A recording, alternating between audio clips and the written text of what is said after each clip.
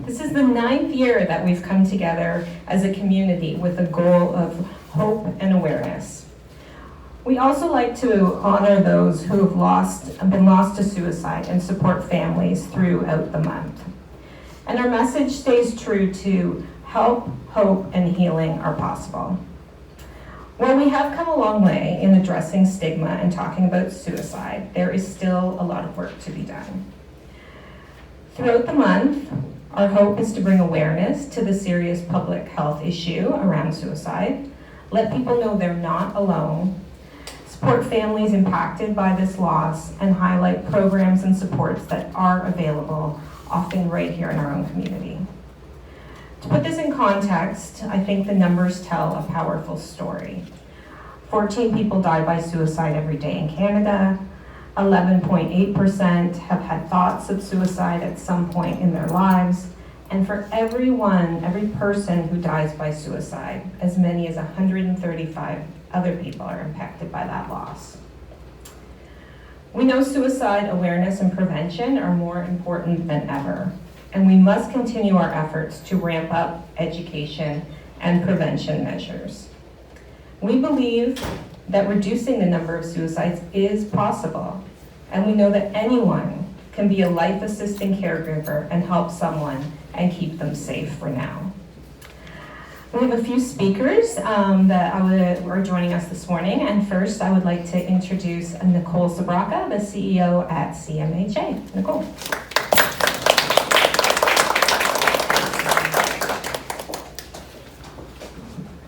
Good morning, everyone. Thank you, Kim. I appreciate your introduction. I'm equally grateful for everyone who's here today to help us launch Suicide Prevention Month. So thank you again for being here. As Kim mentioned, September is dedicated to raising awareness, fostering understanding, and taking action to prevent suicide, a tragic and preventable cause of death that impacts thousands of lives across our country each and every year. Kim shared a number of statistics, the average number per day. One that's equally striking to me is that it is the second leading cause of death among young Canadians aged 15 through 34 years old. A statistic that is certainly alarming and very heartbreaking. Indigenous communities, to LGBTQ+ individuals, agricultural workers, and those that live in rural and remote areas face even higher risks than those numbers I presented. So that highlights for us the very urgent need for targeted supports and resources. So in an effort to address this issue and encourage positive change, the International Association for Suicide Prevention announced the new theme for World Suicide Prevention Day as Changing the Narrative on Suicide. For those of you that aren't aware, that day of recognition is the 10th day of September. And what we do by virtue of that day is draw attention to the important public health issues globally and to disseminate that message that suicides are preventable. This day aims to focus our attention on the issue, reduce stigma, continue to raise awareness amongst organizations, governments, and the public, giving the singular message that suicides are preventable. This theme also raises awareness about the importance of changing the narrative around suicide and transforming how we very much perceive this complex issue. Changing the narrative requires systemic change. It's about shifting from a culture of stigma and silence to one of openness, understanding, and support. It means advocating for policies, legislation that prioritizes mental health, increases access to care, and certainly provides support to those in need. It means investing in research to better understand the complexities of suicide and develop evidence-based interventions.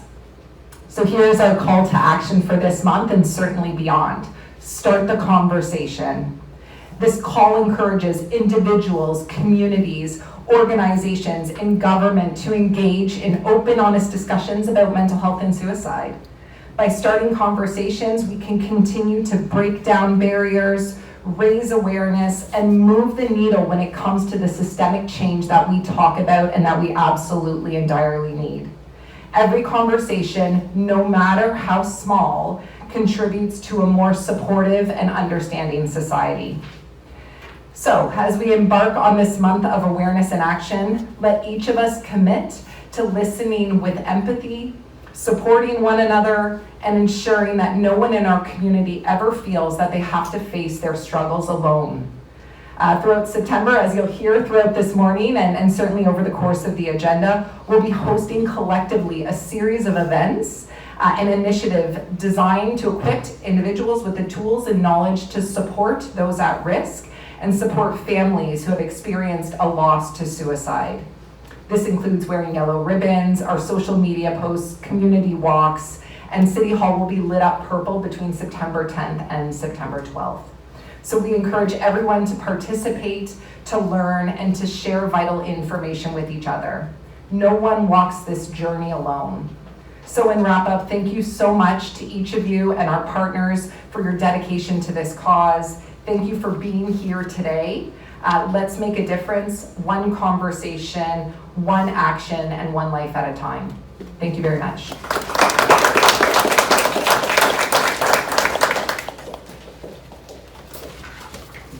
Thanks, Nicole.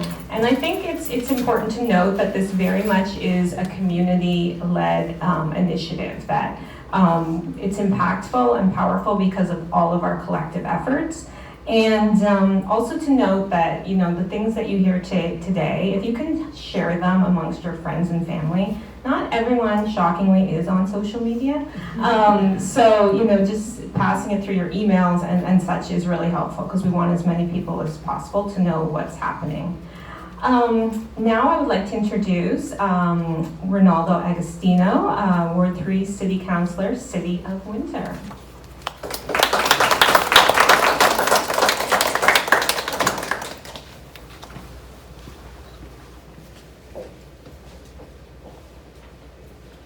Thank you. That's an incredible tough act to follow. That was really good, Nicole. It's my pleasure to be here on behalf of the City of Windsor for this great event, and thank you for inviting me to speak today. It's really important when I look at suicide awareness. No matter how much we put in, whether it's marketing or dollars or support, to me the most important thing is conversation, right? Because the word of mouth travels so much faster than anything else. And I look at my kid and, his friends and what's going on in their heads, because that's where I worry about the most is our youth, because they seem to be the ones struggling the most with mental health.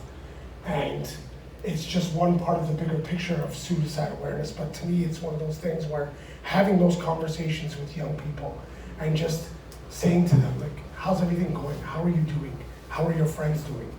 It goes so far in understanding where their head's at and where their issues are. And that's something that we can do as parents and as leaders, just ask somebody, how are you?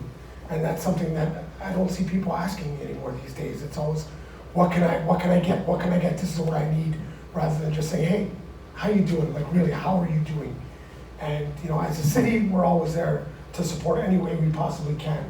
But as people, that's one thing that I see, is not enough people are asking each other, how's it going? How are you doing?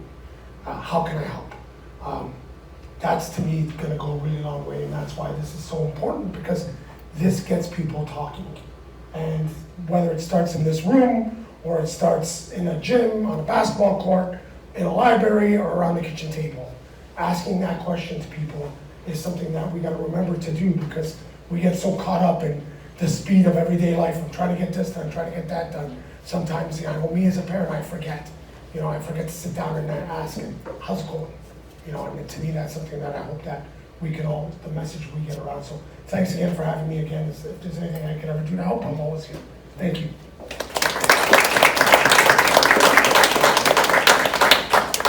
Thanks, Renaldo. I'd now like to introduce Mike Akpata. He is the Deputy Mayor for the town of LaSalle.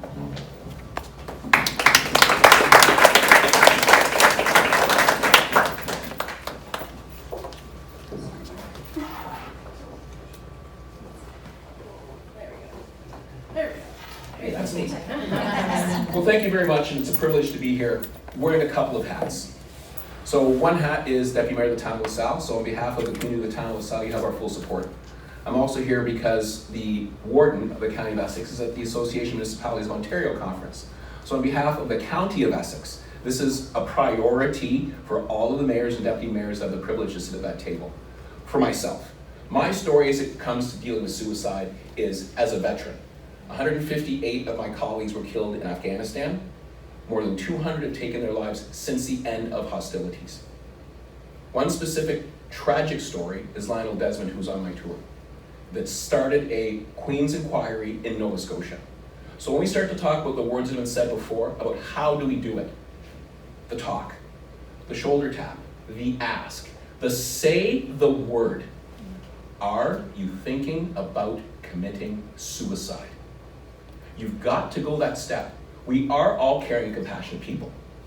It may be the most difficult conversation that you have, but we're also cognizant of things.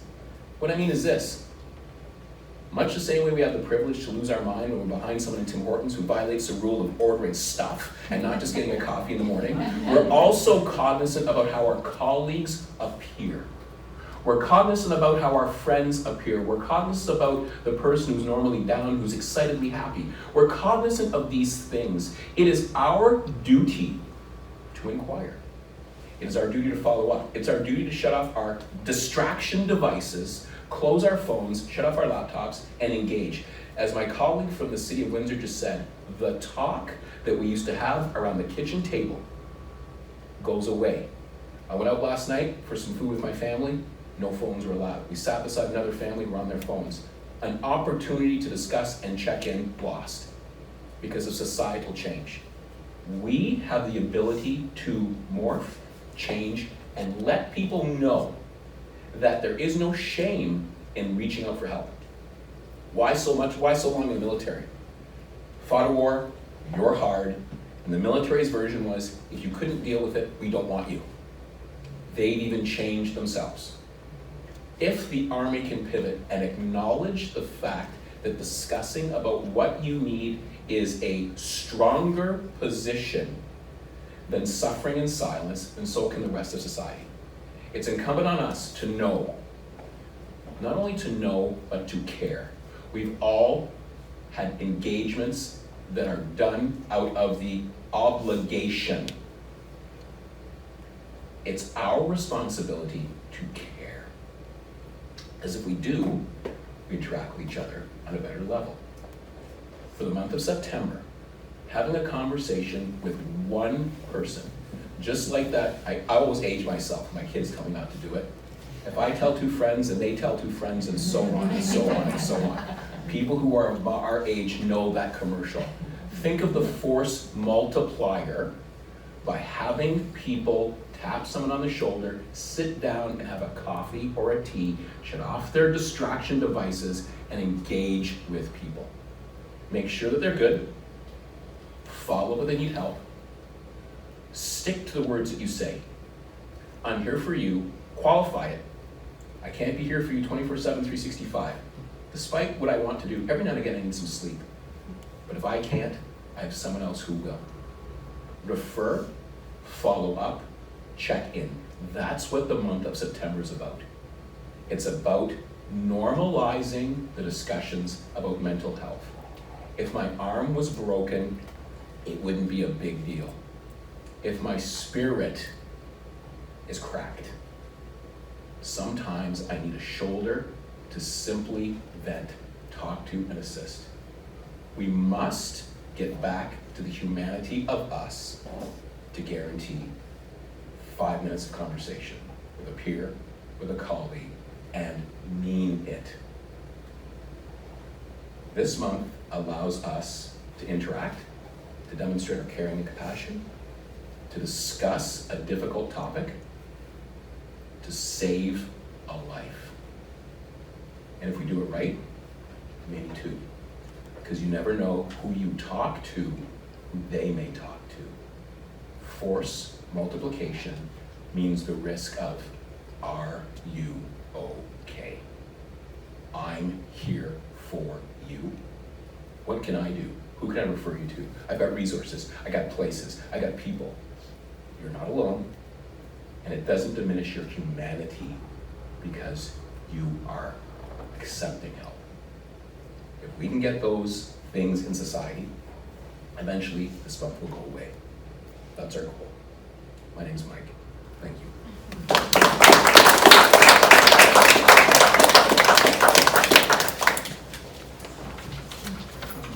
Thanks, Mike. It's always great to hear you speak.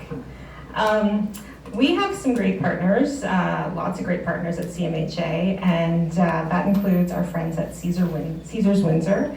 And this morning they are joining us. They are a supporter of our efforts in Suicide Awareness Month. And I'd like to now invite Susanne Tomkins, the Manager of Public Relations and Communications.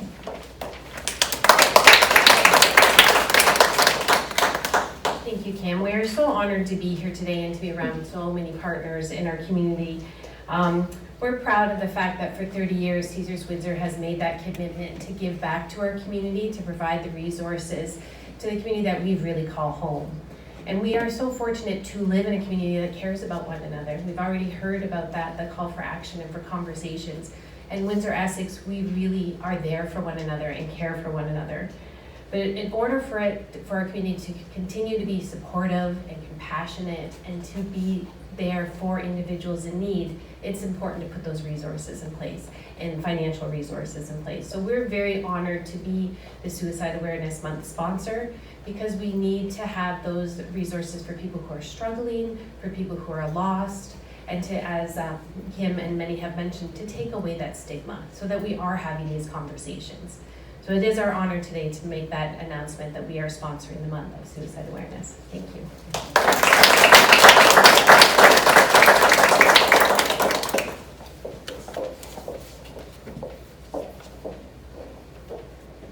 Thank you, Suzanne and Caesars Windsor.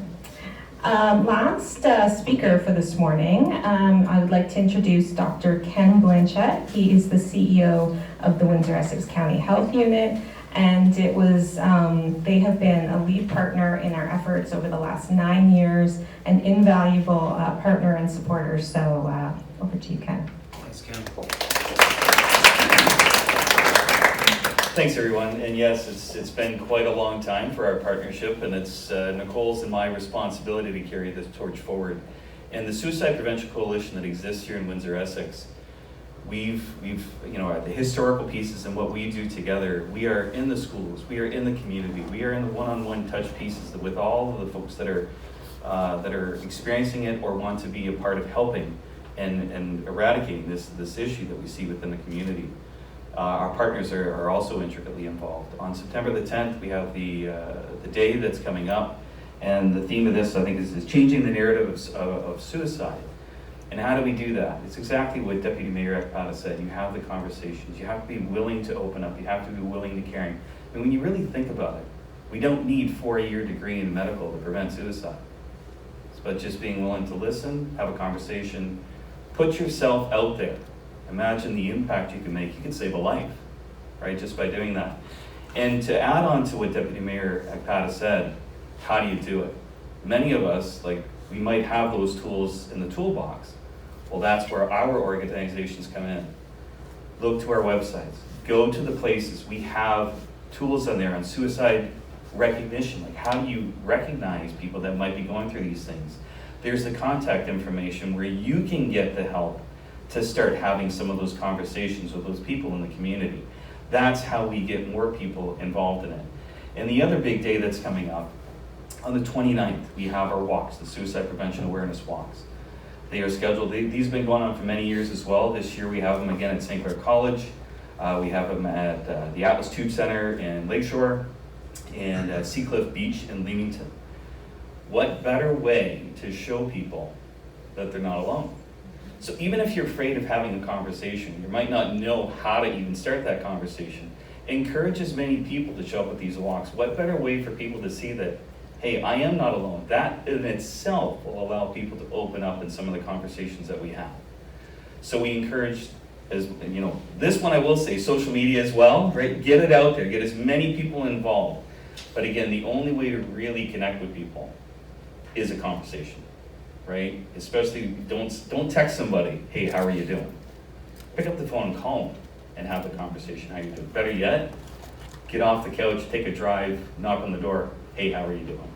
So with that, I'd like to at least recognize and thank all of our partners in Windsor-Essex that are part of the Suicide Coalition, and encourage as many of you to be involved in all of these events and have the conversations around there. So thank you very much.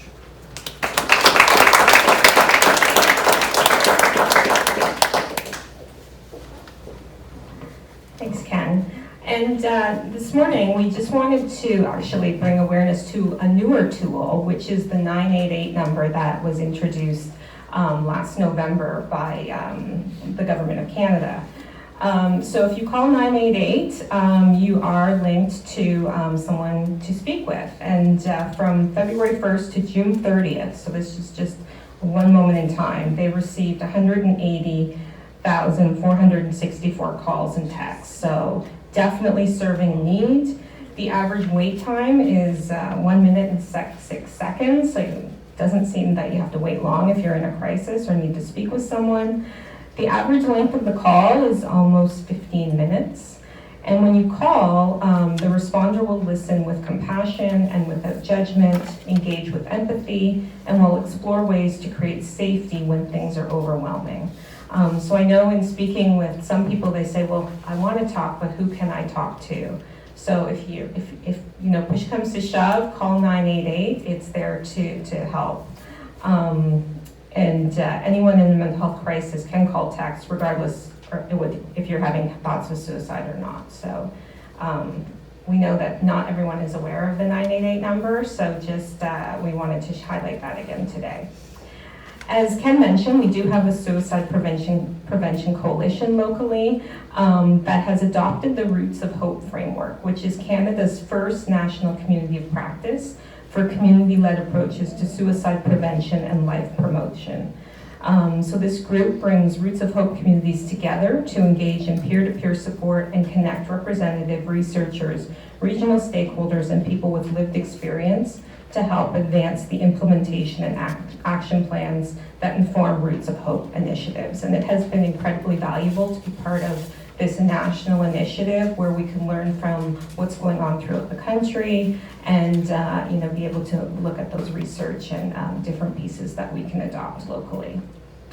And for information about all of these things, and you can see there are several activities happening. Some of these are just with CMHA, so we know a lot of our partners also have activities. Please share them with us. We can add to our calendar. We're happy to do that. All of the information is at windsor-essex.cmha.ca. And I just wanted to highlight a couple of families that do things in memory of someone they've lost to suicide. So the Mental Health Matters raffle, this is the 3rd year, and it's in memory of Mike Riam, who a lot of people in our community know through hockey, and they also own Dairy Freeze, which is a local landmark. Mike died 4 years ago, and they've wanted to bring awareness and address stigma. So that raffle's happening. We'll have that information on our website. The draw is September 24th. And the Ogwin family also do a golf tournament in memory of their son who died by suicide. So this will be their 3rd year as well, and that's happening September 20th. We really appreciate those efforts, and it's a labor of love, and it's rewarding but also challenging for them. So I just wanted to highlight those couple of initiatives.